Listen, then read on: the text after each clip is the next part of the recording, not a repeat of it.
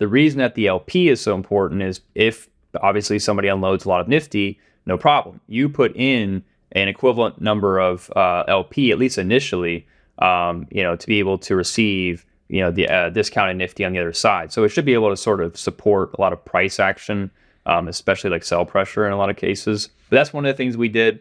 And the way that the tokens actually get into the insurance fund is the coolest part, because what we're doing is we're sharing revenue from the protocol. And I think it's about 0.25% of our total revenue that we're putting into the insurance fund. So the way that the fund is funded from profits directly from the protocol. And the way that works is we take 2% off of every single loan transaction. And so that could be in like ApeCoin, it could be Pepe, who knows? We'll just get a bunch of different tokens across the board, and then we'll have to convert those into Nifty to be sent to the insurance fund.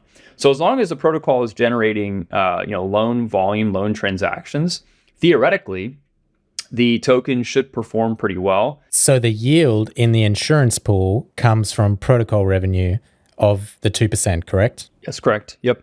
See, that's the way things should be done, right? Because you want to align incentives with the protocol. I think that's really important point, that the yield is actually real in that case, right? Because, it's real yield, it's protocol revenue, so it's not just printing coins infinitely and see you later.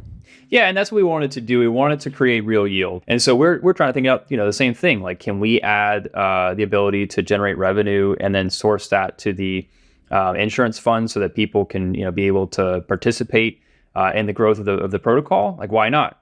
And then, also thinking through like ways to become more decentralized. So removing a lot of getting a lot of the tokens out to holders and away from us so that we can be more compliant, especially with all the SEC precedents and regulations going on. I love it. And as well, like the point about no oracles, man, that makes life so much simpler. If you can run a lender without oracles, that makes life so much better for you guys as well, running the protocol, as well as anyone else who wants to participate. It's just like a massive level of risk, which has now been removed because, hey, maybe the oracle of Pepe Coin is great.